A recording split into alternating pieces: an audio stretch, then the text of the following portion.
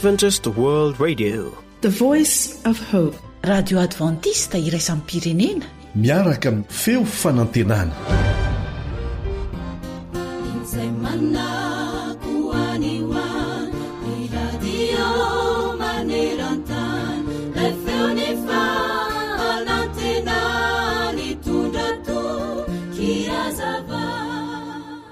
Indray andro raha nandeha tamin'ny fiaran-dalamby ilay lehilahy nalaza indrindra tany Inde atao hoe Gandhi, dia nahita lehilahy izay nandreoka tao anatin'ny wagon izay nisy azy, dia niteny azy Gandhi nanao hoe tsy mety izao ataonao izao.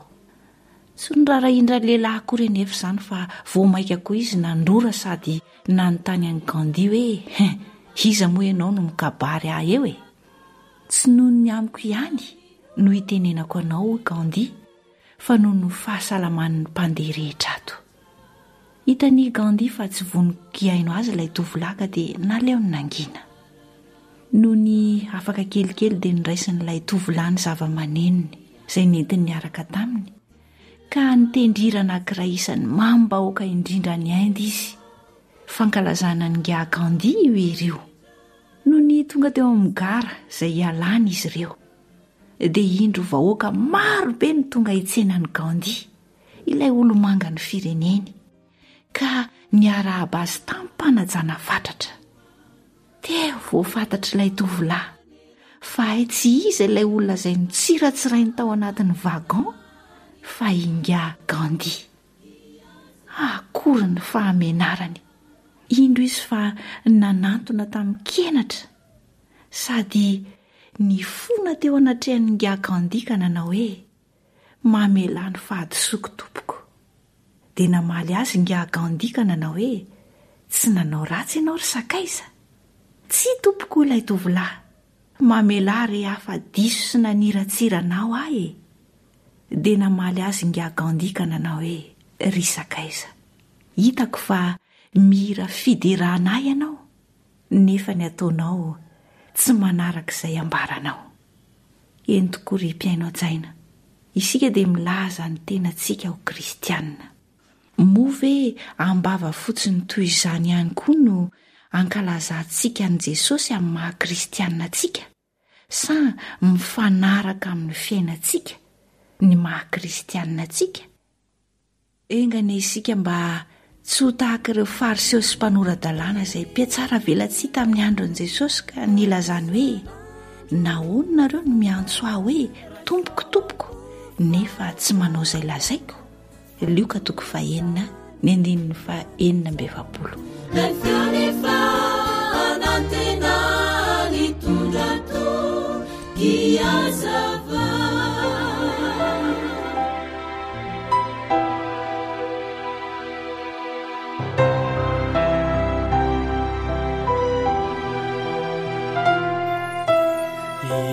Izanu nari asyana, izanu na nazoretriza, sini fini ranu asina, sina isi eufasika.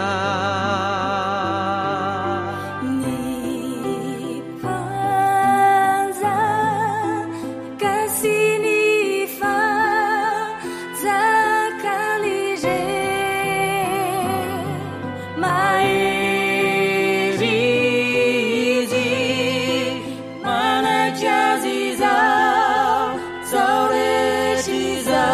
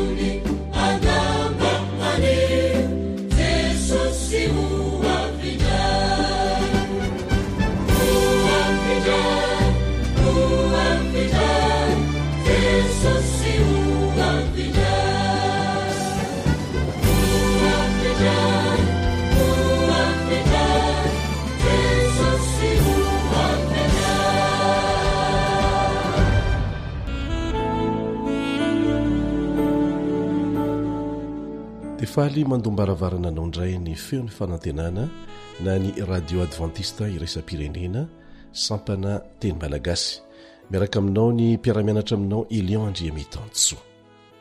Eto am-panombohana dia mbola fifaliana trano ho anay ny mangataka fiara-miasa tsotra dia tsotra amintsika mpiaino mba ahafahantsika manatsara ny fifandraisantsika, hanaovana itombana, hanatsarana ny fampitana ny hafatra makany aminao sy ny hafatra avy any aminao mankaty aminay.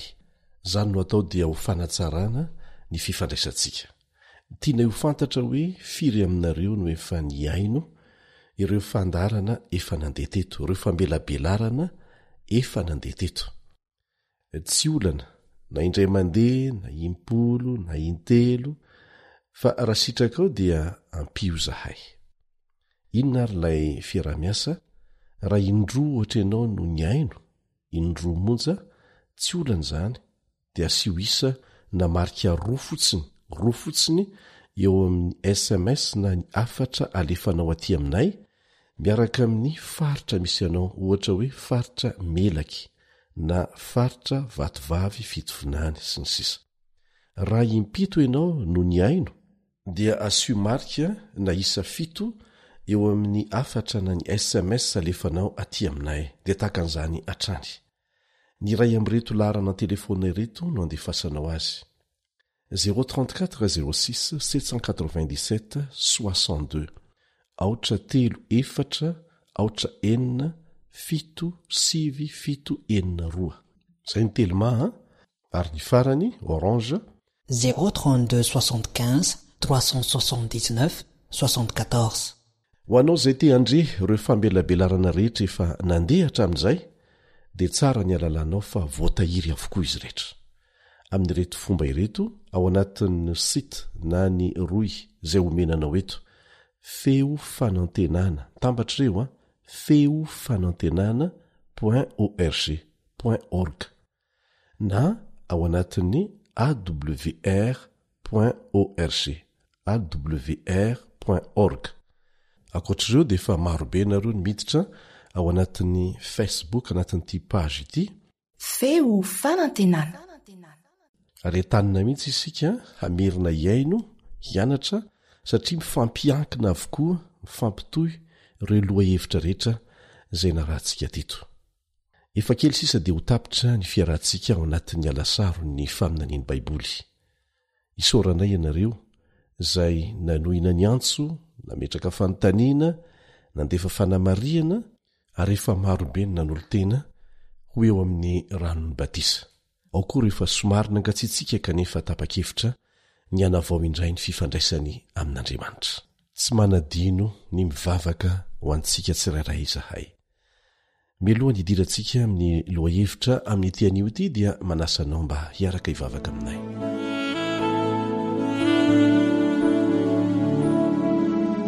Irainay izay ny an-danitro ho hamasinina ny anaranao, ho tonga ny fanjakanao, atao any sitraponao ety an-tany tahaka ny an-danitra.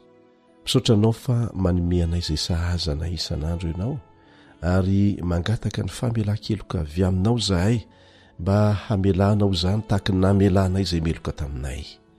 Mangataka anao izay mba hiaraka aminay eto indray, hanazava ny sainay, atakaranay tsara izay hafatra tianao ampitaina aminay, sy ny fanapa-kevitra tokony ho raisinay eo anatrehany izany. Amin'ny anaran'i Jesosy zokinay. Amen.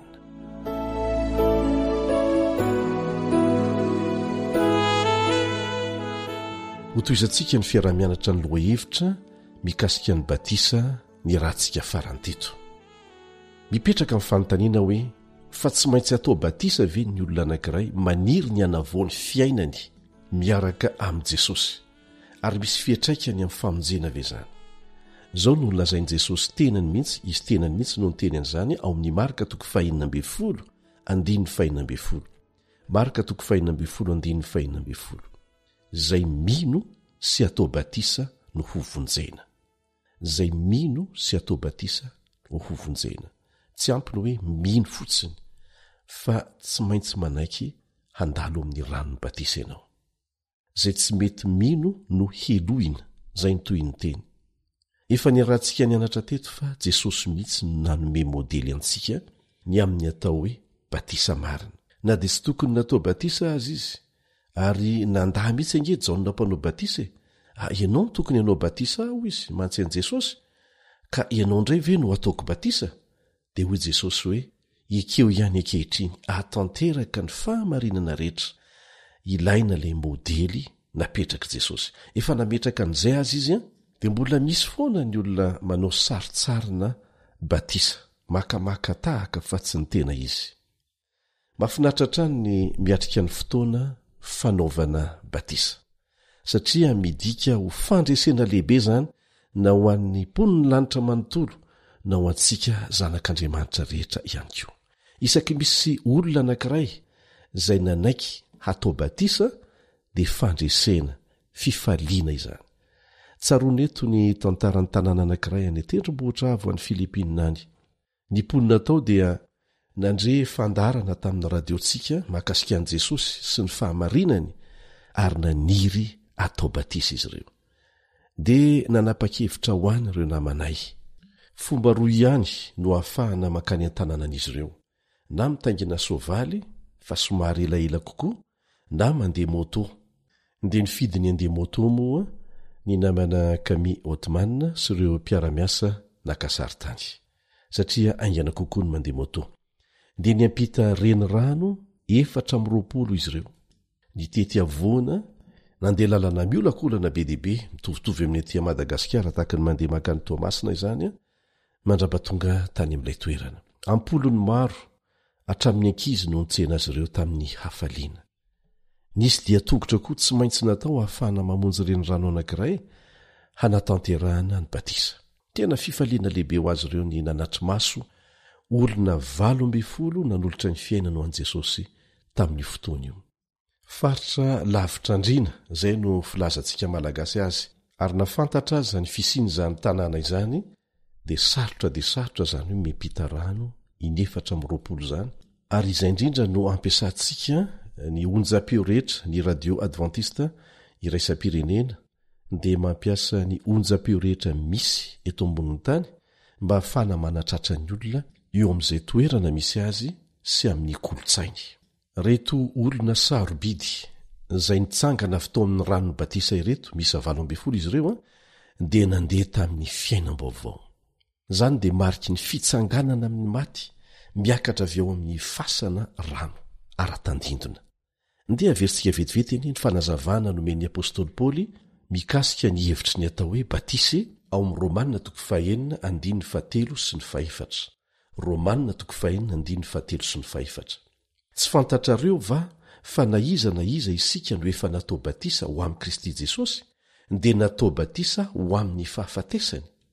Koa niarana levina tamin'ny batisa ho amin'ny fahafatesana isika, mba ho tahaka ny nananganana an'i Kristy tamin'ny maty tamin'ny voninahitry ny iray, no andehanantsika kosa amin'ny fiainam-baovao. Tandindona maneho ny fandevenana ny fahotana tamin'ny lasa, ny fanekenao ho asitrika ao anaty ranony batisa.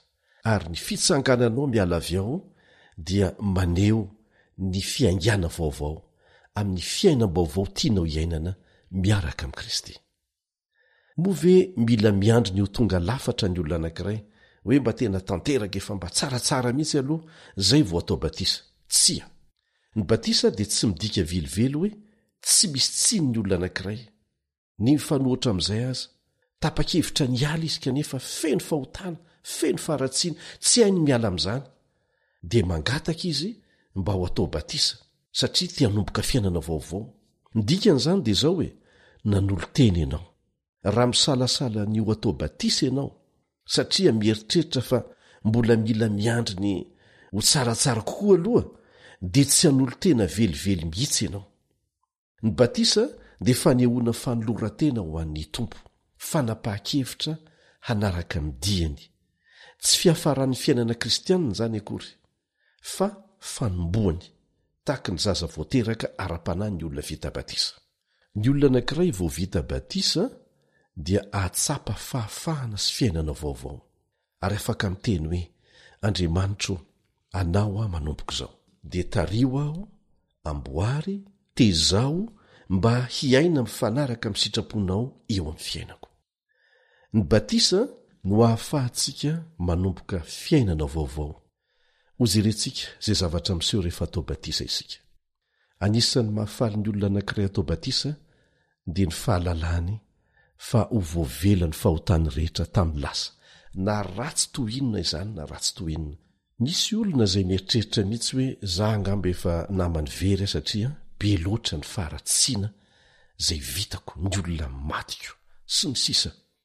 Indray nandeha teto amiko teto dia nisy dahalo ny ovafo tonga taty mihitsy, tonga tato amin'ny studio, dia nijoro vavolombelona izy ny amin'ny herin'ny fanovana nataon'ny fanahy masina teo amin'ny fiainany rehefa resy lahatra ny amin'ny fahamarinana izay noenoiny tamin'ny radio izy, dia nanatrika famelabelarana ara-tsoratra masina natao tao amin'ny fiangonana tsy lavitra azy.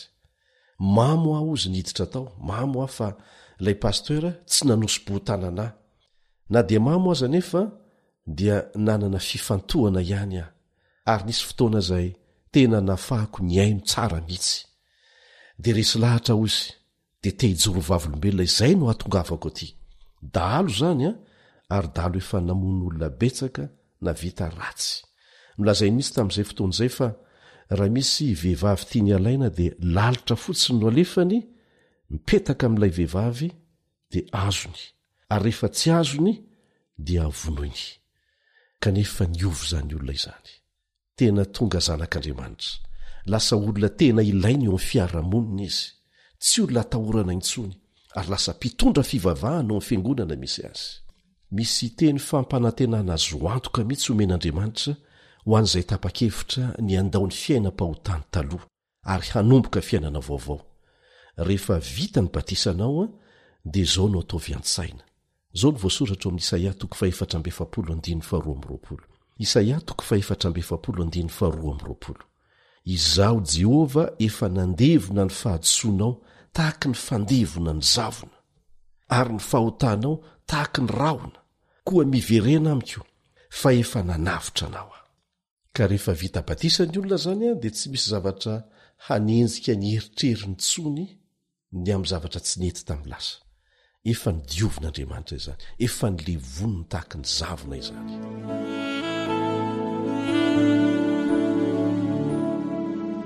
Rehefa nitoroteny nabelabelatra ny fahamarinana tahaka an'izao ny apôstôly fahiny, ny apôstôly Petera sy ny namany, dia resy lahatra tia navoany fiainan'ireo olona zay nanatrika teo. Dia nanontany an'i Petera, inona ny ataonay? Inona ny ataonay? Dia izao ny valiteny nomeny Petera ao amin'ny Asan'ny Apôstôly 2:2-7. Asan'ny Apôstôly 2:2-7. Ary Petera taminy, mibeba ary aoka samy atao batisa amin'ny anaran'i Jesosy Kristy ianareo mba hahazo famelana ny elokareo. Aoka samy atao batisa amin'ny anaran'i Jesosy Kristy ianareo rehetra mba hahazo famelana ny elokareo. Ary rehefa Andriamanitra ny mamela eloka dia tena madiodio, tsy misy tavela izany. Indraindray aza ny olombelona tahaka antsika indray no mampatsiaro hoe tsaroako anie zavatra nataonao taloha fa ny olona navelan'Andriamanitra eloka dia tsy manao tahaka an'izany. Ny apôstôly Petera dia nanazava fa tokony atao batisa ny olona rehetra izay nanapa-kevitra hiaina amin'ny fiainana vaovao miaraka amin'Andriamanitra. Rehefa miteny izahay eto hoe Andriamanitra, dia ilay Andriamanitra namorona sy namonjy antsika no resahanay, fa tsy Andriamanitra hafa, satria be dehibe ny karazana Andriamanitra ivavahan'ny olona fa namarihana kely izahay. Ary izy mahafantatra fa izy no resahantsika, fa tsy voatery tsika hiteny foana eto hoe ilay Andriamanitra namorona sy namonjy antsika, ilay Andriamanitra namorona sy namonjy antsika. Izy malala ny ao anatin'ny saina sy ny fotsika hoe mivantana amin'iza ilay hoe Andriamanitra resahantsika eto. Ho toizantsika ny fiarah-mianatra, maro ny olona manontany hoe dia ahoana ny amin'ilay jiolahy teo amin'ny hazo fijaliana? Tsy natao batisa mihitsy izy, kanefa nilazain'i Jesosy fa handova ny fiainana mandrakizay. Tena tsara izany fanontaniana izany. Mario fa taorianany resaka ny fanaovany tamin'i Jesosy dia nampanantena n'ilay jiolahy ny mpamonjy fa ahatsiaro azy, hamonjy azy ho isan'izay handova ny fanjakan'Andriamanitra. Dia mario tsara nefa fa efa eny ambony hazo fijaliana ilay jiolahy tamin'ny fotoana nangatahany famindra-po tamin'i Jesosy mba hahatsiaro azy. Tsy nanana fahafahana ho atao batisa izy tamin'ny fotoana io, fa nanolotra ny fiainany ho an'i Kristy kosa, na dia niantona teo ambony hazo fijaliana aza. Jesosy dia nahafantatra ny ao anatin'ny sainy sy ny fony. Fantany fa raha azony natao ny hiditra amin'izany batisa izany, dia ho nataony izany, ho nataony ity jiolaty izany. Fantatsika fa Jesosy dia tsy nanota velively, ary tsy nilainy mihitsy ny ho atao batisa, saingy nataony izany mba ho modely, ho ohatra ho antsika, ary nataony izany nataony ho antsika. Anisan'izany ity jiolaty eo amin'ny hazo fijaliana ity. Ny batisan'i Kristy dia natao koa ho an'izay rehetra tratra ny tsy azo anoharana tahaka n'ity jiolaty eo amin'ny hazo fijaliana ity, izay tsy afaka natao batisa. Tahaka an'izany ohatra ireo olona ny amponja izay migadra mandra-pahafatiny ary tsy avela atao batisa na maniry mafy an'izany aza. Ao koa ireo olona efa tsy afaka mihetsika intsony eo ampandrinany hopitaly, satria eo izy vao nandreny fahamarinana ary nanapa-kevitra hanaradian'i Jesosy, ary mety ho faty izy aorianan'izay, satria izay ny mety ahasoa azy, fa Jesosy kosa ny mahalala ny fanolorantena mangina izay nataony. Tena tiako ny voalazan'ny Baiboly fa ny batisa dia natao an'ny olona rehetra, izay fanahy sarobidy eto an-tany, fa tsy natao an'olombitsy. Amin'ny alalan'ny batisa dia voavela ny ota rehetra, tsy misy fahotana lehibe loatra ka tsy azo avela. Averimberina ihany izay. Amin'ny fotoanany batisa dia omena toky isika fa handray ny fanahy masina, tahak'izay nitranga tamin'i Jesosy taoriana nanaovana batisa azy. Ary izany heriny fanahy masina izany no hahatonga antsika ho afaka mandeha amin'ny fiainana vaovao, hanomery antsika izy mba ahafahantsika miaina mifanaraka amin'ny sitrapon'Andriamanitra, tsy antery nefa fa ampitiavana mandrakariva.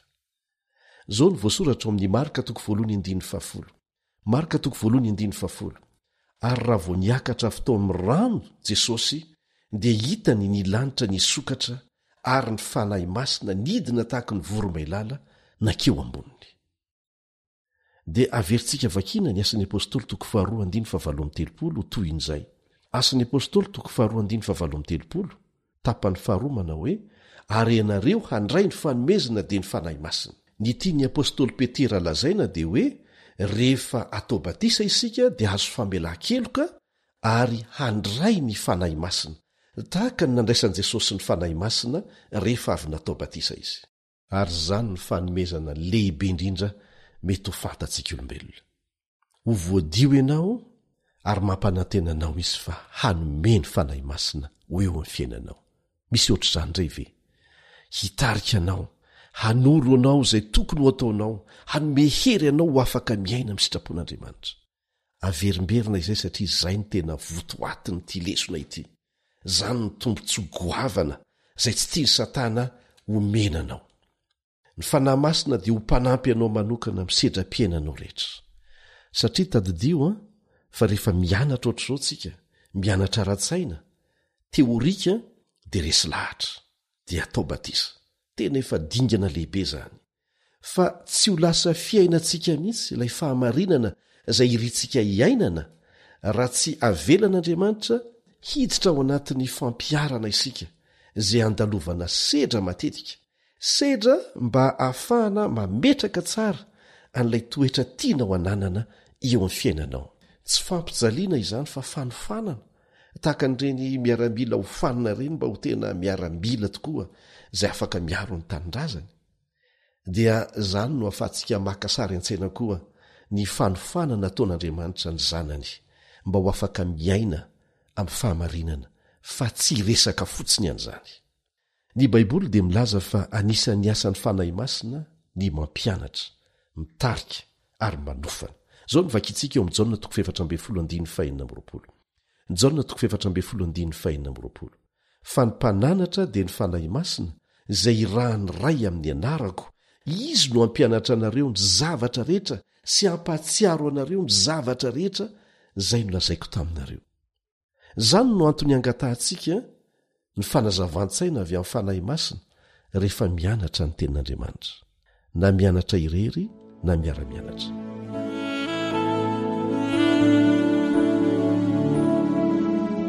Ankoatr'izay a dia misy tombontsoa lehibe azon'ny olona anankiray izay vita batisa dia ity: amin'ny alalan'ny batisa dia lasa fianakavian'Andriamanitra ny olona anankiray, lasa tafiditra ho isan'ireo fianakavian'ny mpino maneran-tany izay nanolo tena ho an'Andriamanitra teo amin'ny rano batisa tahaka azy koa. Izao ny voasoratra ao amin'ny Asan'ny Apôstôly 2:2 manazava an'izay. Asan'ny Apôstôly 2:2 izay nandray tsara ny teny dia natao batisa, ary tokony ho 3,000 ny olona nanampy ho isany tamin'izany andro izany. Izany hoe nanatevin-daharana ny apôstôly, nanatevin-daharana ireo olon'Andriamanitra izay nanolo tena ho azy teo amin'ny rano batisa. Maro ny olona manontany ny amin'ny fifandraisan'ny batisa sy ny mahamambra ny fiangonana. Ireo olona vita batisa ve dia mandeha ny ampiangonana ihany koa? Dia izao ny valiteny omeny tenin'Andriamanitra ao amin'ny 2:2 amin'ny Asan'ny Apôstôly 2:2. Asan'ny Apôstôly 2:2. Ary izy ireo naharitra tamin'ny fampianaran'ny apôstôly sy ny fiombonana sy ny famakinana ny mofo ary ny fivavahana. Izany hoe rehefa vita batisa dia tsy mandeha irery samy mandeha samy mitady ihany akory, fa lasa tafakambana amin'ireo mpiray fanantenana amin'izy, ireo izay nanolo tena ho an'Andriamanitra tahaka azy. Ilainy izany hifampahirezana, hifanohanana eo amin'ny lafiny ara-panahy. Tadidio fa mbola voazaza ara-panangy ny olona teraka teo amin'ny rano batisa, mila fifampitantanana eo amin'ireo izay efa zokony nanana fanandramana bebe kokoa amin'ny fifandraisana amin'Andriamanitra. Dia izao ny vakiantsika eo amin'ny 7:7 amin'ny Asan'ny Apôstôly 2 ihany: nideran'Andriamanitra sady nahita fity tamin'ny vahoaka rehetra ireo olona ireo, ary ny olombonjena dia nanampy ny tompo isan'andro ho isan'ireo. Izany hoe ny mambra n'ilay fiangonana, ny mambra n'ireo olona izay nanolo tena ho an'Andriamanitra dia ny tombo isan'andro. Ka ny batisanao izany dia manamarika fa ianao dia ny safidy ho lasa ampahany amin'ny vatanareo mpino an'Andriamanitra izay manana ny Kristy ho lohany, ho arina amin'ny vatana mantsy ny fiangonana. Kristy ny lohany, Kristy ny lohany mivantana. Ary izay rehetra nanolo tena teo amin'ny rano batisa hanaraka ny sitrapon'Andriamanitra dia rariny raha tafakambana eo aminy. Tafakambana tsy fampahery fotsiny, tsy fanohana fotsiny, fa hiaraka hitory ny filazantsara ihany koa, tahaka n'ireo apôstôly fahiny. Mangataka anao Andriamanitra hitady ny fiangonana manaraka mpirindrana ny fampianarana ny teniny. Ny kristianina advantista ohatra dia manohy hatrany an'izany fotom-pampianaran'ny apôstôly sy ny fiombonana izany. Ka tombontsoa lehibe izany, tsy vitany hoe voadio ny fiainanao, nandray ny fanahy masina ihany koa ianao, fa lasa anisan'ireo vahoaka an'Andriamanitra maneran-tany izay miandry ny fihevian'i Jesosy indray ny amin'ny raony lanitra. Lasa vondrona mpiaino iresa-pirenena izany isika.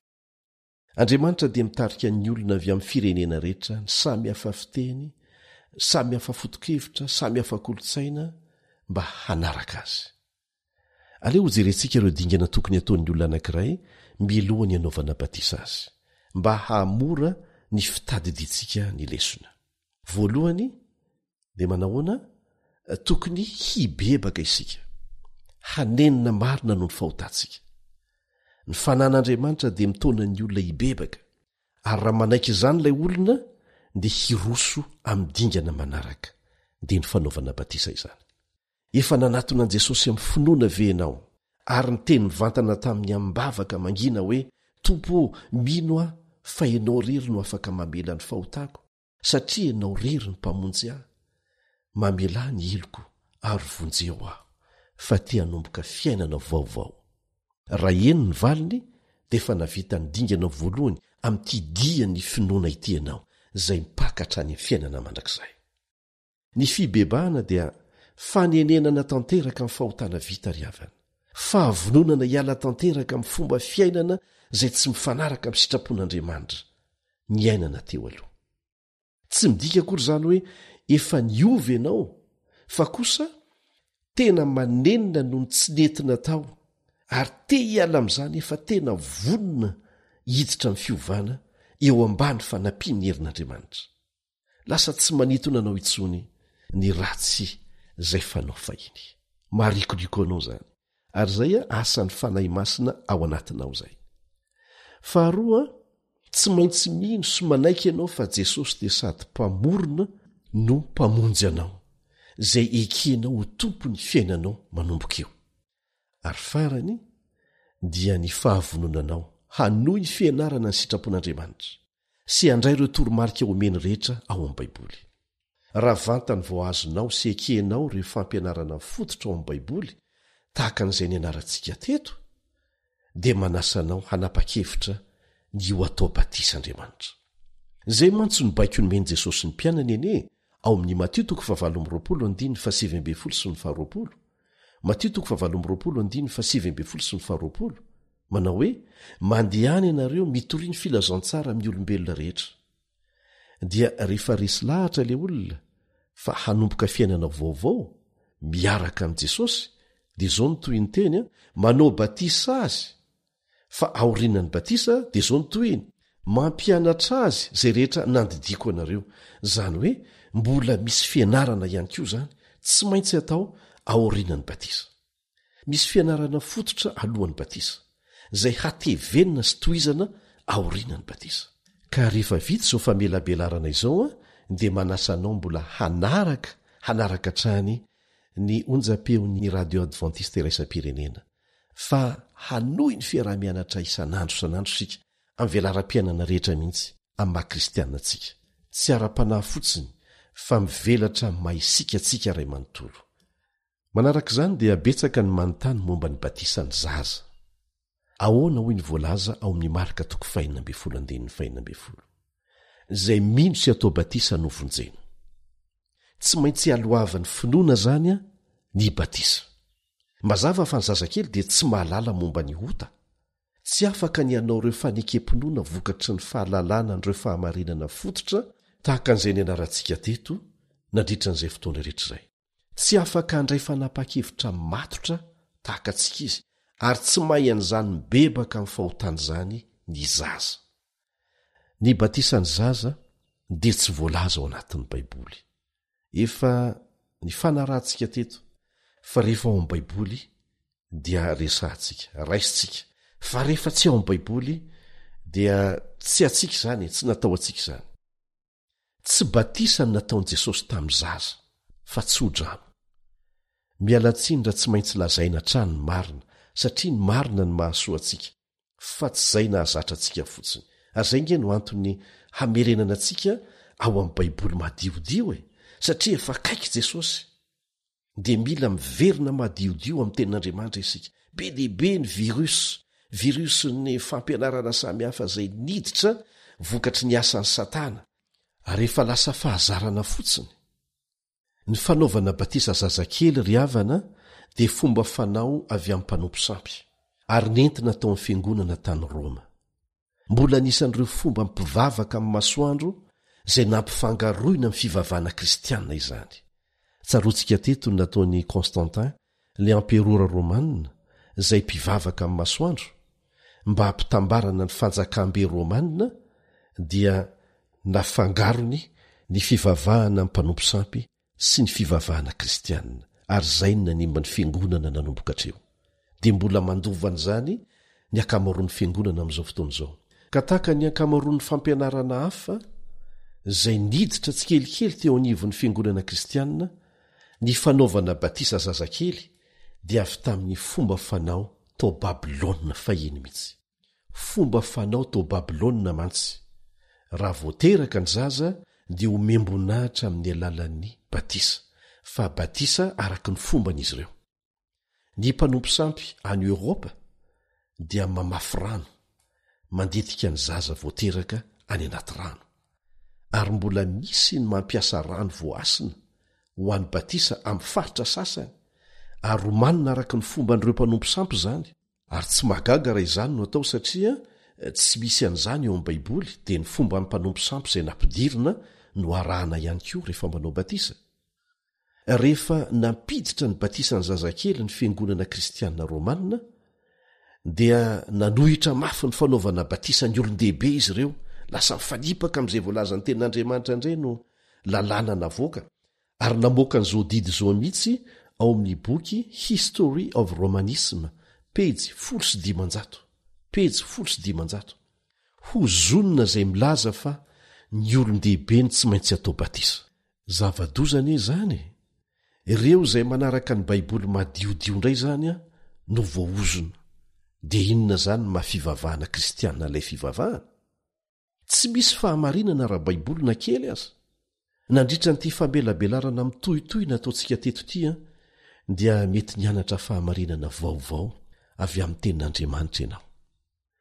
Tonga ny fotoana hanoranao tena anaraka an' Jesosy ho amin'ny lalan'ny batisa ara-baiboly, tahaka n'izay nanaovana batisa an' Jesosy.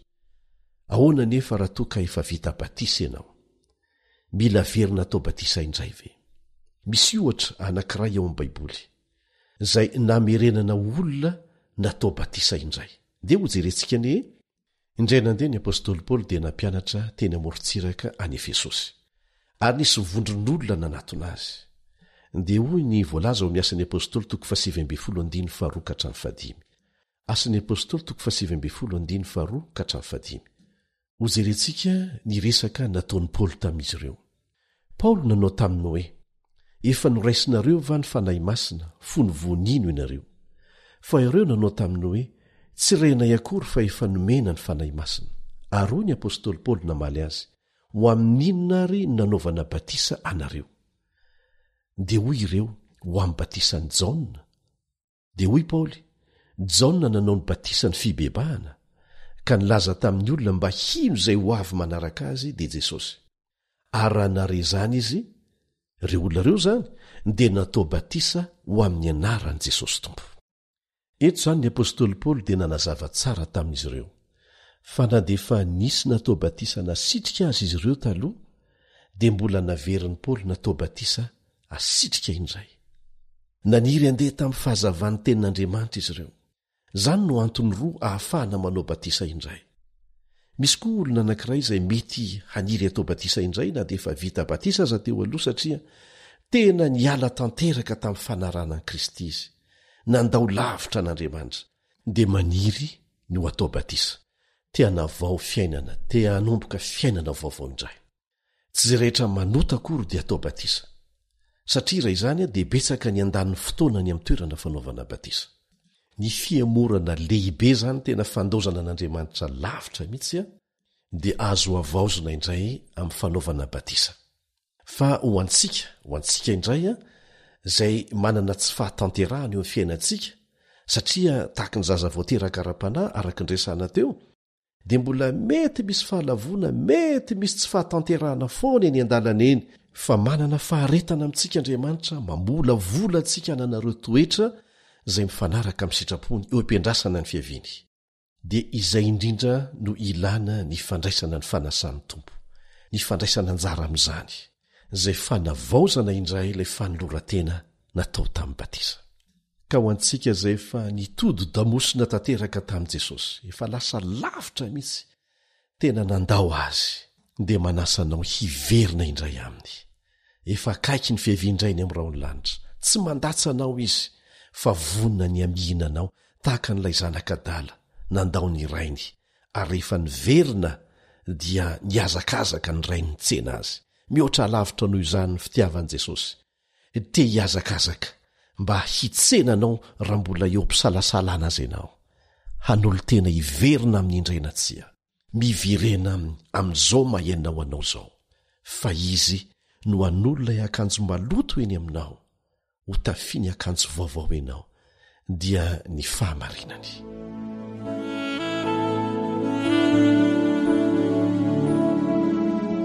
Mety misy olona maniry atao batisa indray, na dia efa kristianina mafana fo aza, satria nahita momba ny batisa marina ao amin'ny tenin'Andriamanitra, maniry ho isan'ireo olona mitandrina ny didiny, azo atao tsara ny manao batisa anao. Misy ireo kristianina tena tian' Jesosy amin'ny fony manontolo, ka rehefa nandinika amin'ny baiboly ary mianatra ny fahamarinana tahaka n'ireo mpianatra Jaona, dia te hiaina amin'ireo fahamarinana vaovao ankoatr'izay efa fantany teo aloha. Ianao koa dia mety maniry atao batisa indray.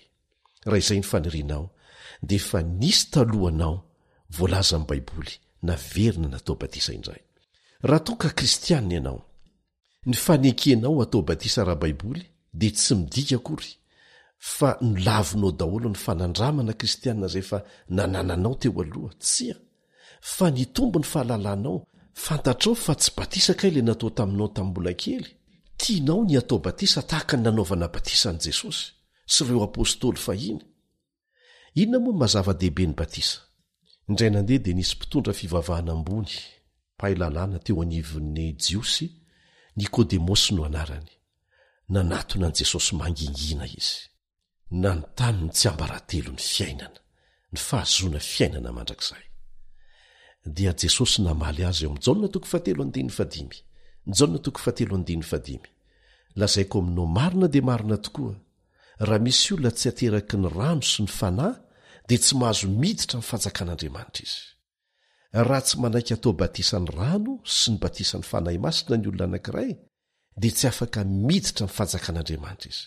Ry mpiara-mianatra amiko, ny azo fijalian'i Jesosy izay sarobidy sy manandanja dia voaresaka imbalo amin'ny 20 amin'ny testamenta vaovao, fa ny batisa kosa dia miverina injato mahery maneho ny fanoloran-tenantsika hanaiky ny famonjena izay nataon'i Jesosy.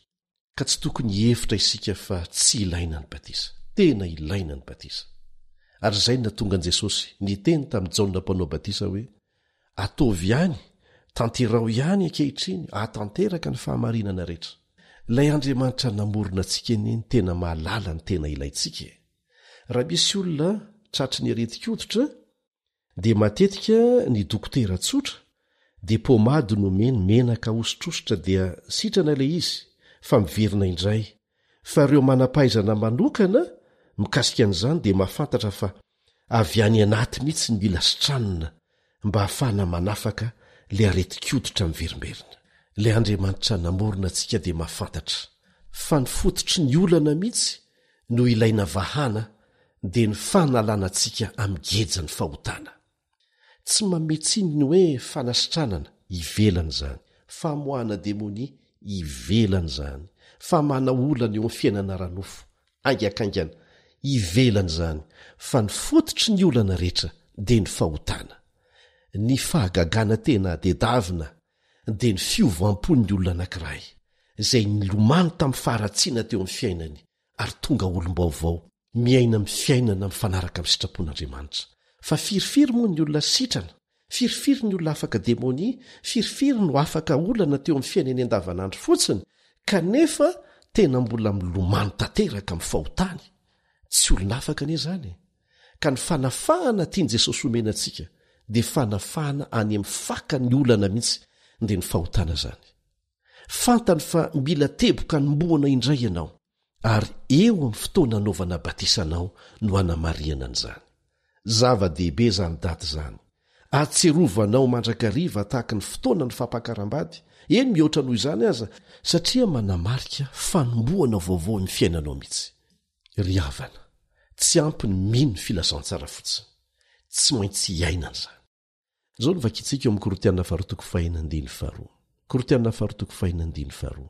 Indro ankehitriny no andro fankasitrahana, indro ankehitriny no andro famonjena. Ry mpiara-mianatra amiko, aza mangatakandro. Tsy fantatrao ny avoaka ny ampitso. Kanefa tombontsoa lehibe no miandry ianao amin'ny fanekenao an'olo-tena ho an'Andriamanitra amin'ny alalan'ny batisa.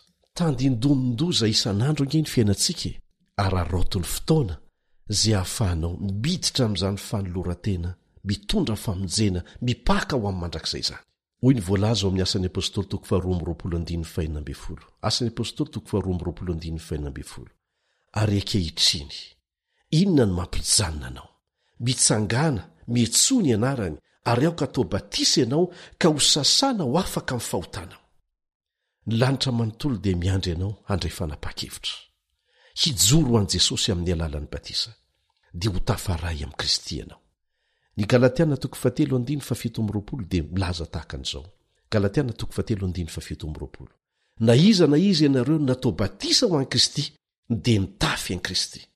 Ary izay fitafiana ny fahamarinan'i Kristy izay miantoka ny famonjenantsika. ny batisa dia ilain'ny kristianina mihoatra lavitra ny mariazy atao amin'ny fanambadiana. Ireo lanonana anankiroa dia samy mifototra amin'ny fitiavana lalina sy ny fahatakarana feno raha tiana hisy heviny izany. Ny fandavana amin'ny batisa dia fandavana ny firaisantsika amin'ny Kristy.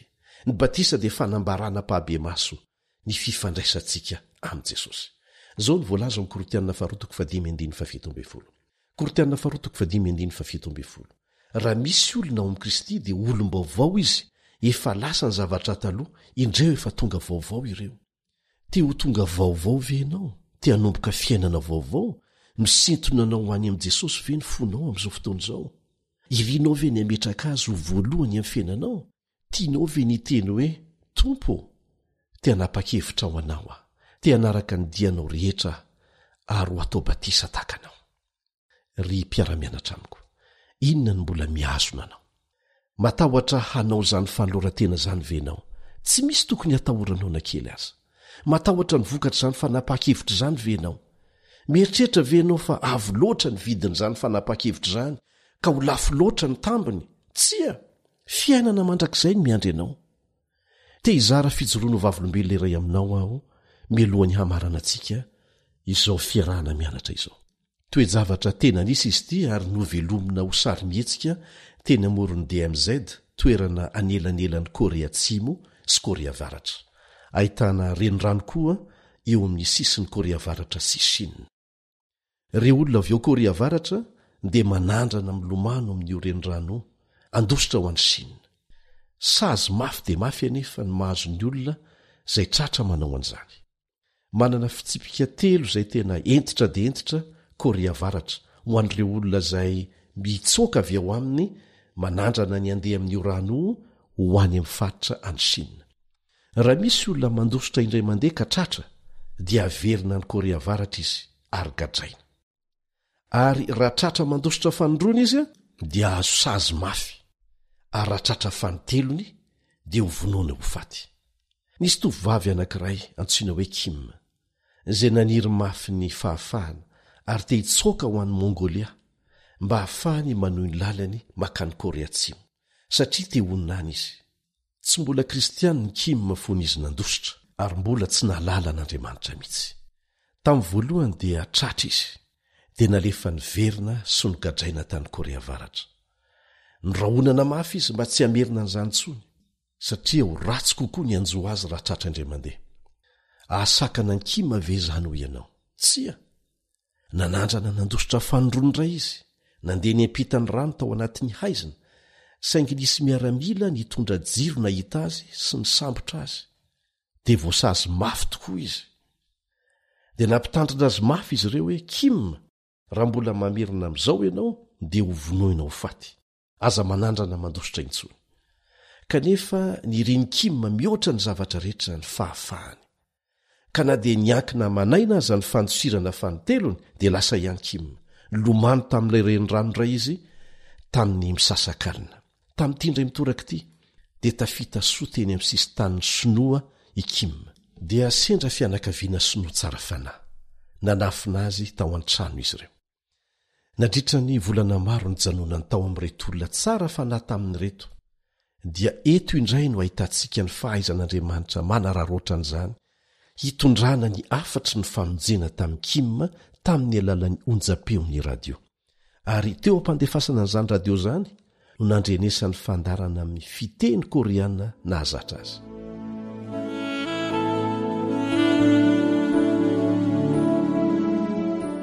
Hofitianiko aminao ny toy ny tantarany Kim.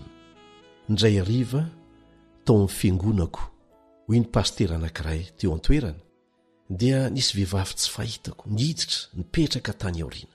Ny endriny dia nakentro ny mafy hanafena ny fahatanorana. Nanontany teny pastera hoe izy ity vehivavy ity nipetraka irery teo ambony W ilay vahiny. Ary rehefa lasa ny olona rehetra dia nanatona azy ilay pastera nanontany ilay vehivavy. Hainy pastera tsara ny fiteniny. Nandositra avy any Korea Avaratra aho ilay vehivavy ny tantarany fiainany. Ary tsy azoko antoka koa nefa ny fijanonana eto Chine, saingy manana fankatahana anankiray atao aminao pastera. Afaka manao batisa avenao. Dia hoy ilay pastera taminy, hainao ve nefa ny dikany hoe batisa? Eny ho izy sady matotra ny valiteniny, niandratra momba an' Jesosy tamin'ny alalan'ny radio aho. Raha mbola teo ampiafenana ho ty vehivavy tia dia niaino radio foana. Nikaroka fandarana ho enona ny ato avy hatrany rehefa nandre fiteny koreanina izay nahazatra. Hitantsika amin'izay ny antony ampiasana fiteny pirenena be dehibe hitoriana ny filazantsara manerana ny tany. Anisan'izany ny teny koreanina izay ampiasain'ny AWR ary manatanteraka izay voalaza ao amin'ny Apokalipsy 4:12 izany hoe hotoriana ny fokom-pirenena sy ny samy hafa fiteny filazantsara mandrakizay. Dia toy izantsika ny tantara. Nolazain'ny Kim tamin'ny pastoera fa nitahotra sy ny fahatserovana irery dia nivadika aingana ho lasa herim-po sy fanantenana rehefa niaino an'izay onjam-peo izay izy. Teo ampianarana ny momba n'ilay anankiray izay nandao ny zavatra rehetra ary mbaty hamonjy azy. Teraka tao am-poko ho izy ny faniriana ny hody indray mba hizara izay ny anarako amin'ireo fianakaviako sy ireo namako any Korea Avaratra. Dia nanatevina ny fahalalan'ny Baiboly niaraka taminy ny pasteur. Dia natao batisa izy. Mba hainao ny fomba nanaovana batisa azy, tsy maintsy natao mangingina amin'ny alina izany. Nakatona daholo ny varavaran'ny trano fiangonana. Dia nihira moramora ny olona rehetra mba tsy hisy andre, ary tao anaty koveta be nanaovana batisa ity vehivavy avy any Korea Avaratra ity. Niaraka tamin'ny ranomasom-pifaliana, nameno ny tavany, nanehoan'ny fijoroany tamin'Andriamanitra irery any. Taorianany batisa dia nilaza ny faniriany hanana fahafahana sy fahaizana mianatra Baiboly any amin'ny Université Adventiste any Korea Atsimo i Kim milohan'ny hiverenany any Korea Avaratra. Tamin'ny oaly io ihany dia lasa nandeha tongotra izy nanohy ny diany mba ho tonga any Korea Atsimo araka ny faniriany. Fotoana fohy taty aorianany alany anefa dia naray antso ao telefoniny pasteur. Nibitsibitsika le feo nilaza hoe tonga soa tsara ty amin'ny sistany aho. Alina ny andro, mivavaha ho pasteur. Tonga tao an-tsaiko ho pastera ireo fefitariby valo sosona izay mampisaraka ny sistany ho tafitany Kim ve zany. Indrisy anefa tsy tafitany sistany izy ny alina iny satria hitan'ireo miarambila sinoa izay namerina azy tany amin'ny tany indray, ary rehefa tafaverina tany izy dia novonoina ho faty araka ny lalàna. Nalahelo mafy aho ho pastera narian'izay vaovao izay. Tsy ahita ireo maso ny feny fifaliana intsony. Tsaroko i pastera ny teny lazainy tamiko hoe na dia ho voasambotra aza dia ho faty miaraka amin'ny fanantenan'ny famonjena. Endrim-piainy namana, nitady fahafahana Kim izay tsy tsapan'ireo miaramila ny Korea Avaratra kanefa hitany dia fahafahana marina ao amin'i Jesosy Kristy, ary tsy misy afaka manaisitro izany aminy. Tahaka ny Kim dia mbola maro ny olona mitady fahafahana manerana an'izao tontolo izao anio. Ry namako, isan'izany venao? Tia nolotra ny fonao an'i Jesosy venao? Ary taky aminy ho mpamonjy anao manokana, ninoninona ho vidin'izany? Mieritreritra ny atao batisa venao? Move manetsika ny fonao ny fanahy masina amin'izao fotoana izao? Mety an-tany ianao hoe tokony ataoko ve zany? Dia ahoana raha Andriamanitra dia mamaly hoe eny, hiaraka aminao amin'ny dingana rehetra ataonao aho. Irenao ve ny teny hoe eny Jesosy? Maniry hijoro anao io masony rehetra, tiako ny anio amin'ny rehetra, ny fiandaniana 100 isan-jato aminao. Raha izany ny fanirianao dia manasanao hiaraka hivavaka amiko.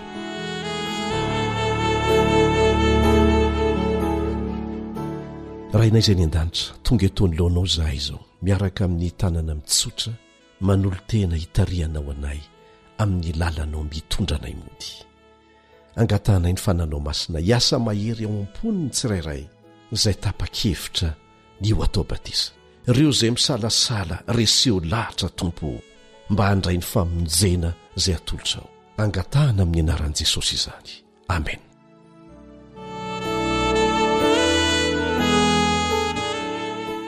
Maro amintsika no efa nangataka ny atao batisa, nanoratra taty aminay.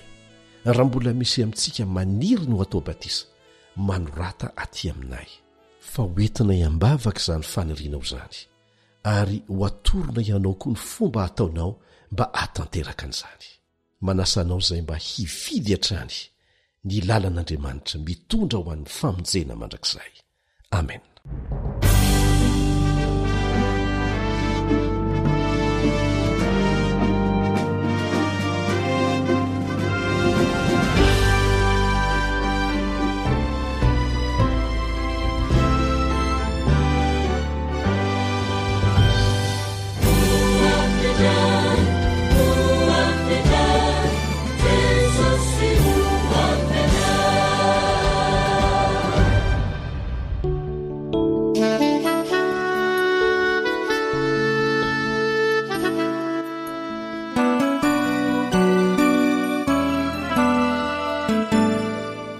atsika rija malala naorarana zao tsy anambarany afatrao iezakao ny ampatsiay ny famonjenao na ifanesy anyko refanenjeananay tsy anantamotrao fianano amiko tompo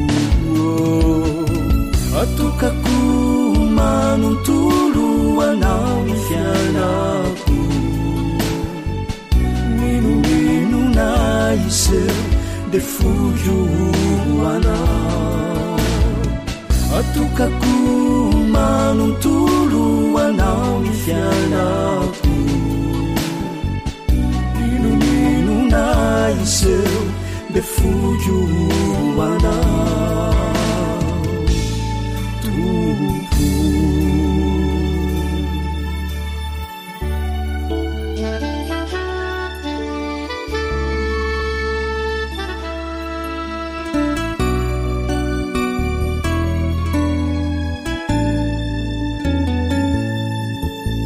na isy aza nesoay hoe mpanaradianao tsy ampy emotray vo maiko sambatrao naony aiko mintsy aza no afokyo no ianao voadiko atrizay nianao zay sitrakao tompo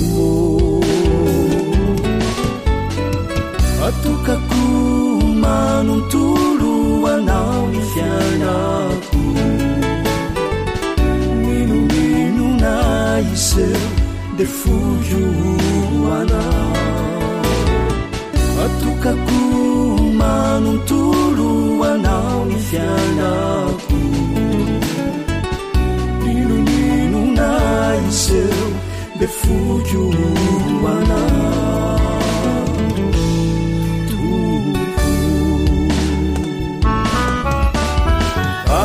atokako anao Jesu atokako anao Jesu atokako manontolo anao ny fianako minominona iseo de fojo anao tompo